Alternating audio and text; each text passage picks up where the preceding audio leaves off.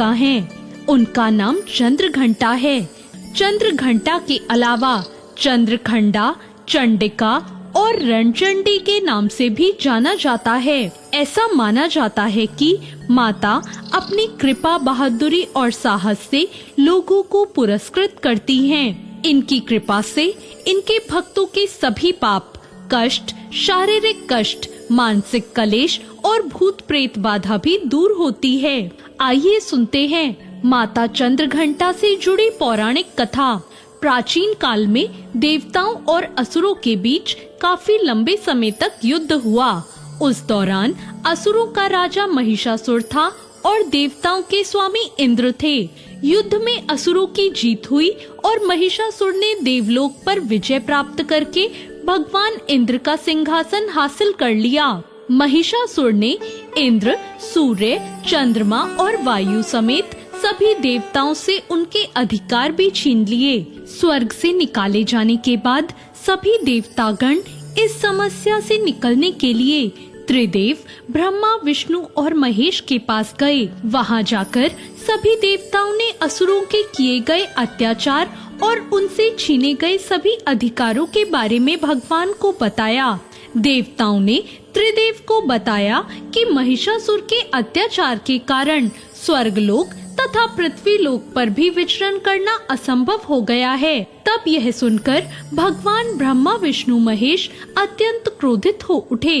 क्रोधित होने पर उन तीनों भगवानों के मुख से एक ऊर्जा उत्पन्न हुई। वो ऊर्जा जाकर देवताओं गण के शरीर से निकली ऊर्जा से मिल गई। यह ऊर्जा 10 दिशाओं में व्याप्त होने लगी। तभी वहाँ एक कन्या उत्पन्न हुई। तब भगवान शंकर ने देवी को अपना त्रिशूल भेंट किया। भगवान विष्णु ने उन्हें चक्र प्रदान किया। इसी तरह सभी देवताओं ने माता को अस्त्र शस्त्र देकर सजा दिया। इंद्र ने भी अपना वज्र और ऐरावत हाथी माता को भेंट किया। सूर्य ने अपना तेज, तलवार और सवारी के लिए शेर प्रदान किया। तब देवी चंद्रघंटा सभी शस्त्रों को लेकर महिषासुर से युद्ध करने के लिए युद्ध भूमि में आ गई। उनका यह विशाल रूप देखकर महिषासुर भय से कांप उठा। तब महिषासुर ने अपनी सेना को मां चंद्रघंटा पर हमला करने को कहा। कहते हैं कि महिषासुर की विशाल सेना क्षण भर में माता के कोप से नष्ट हो गई। चंद्रघंटा मां ने राक्षसों के समूह का संहार करने के लिए धनुष की टंकार को धरा।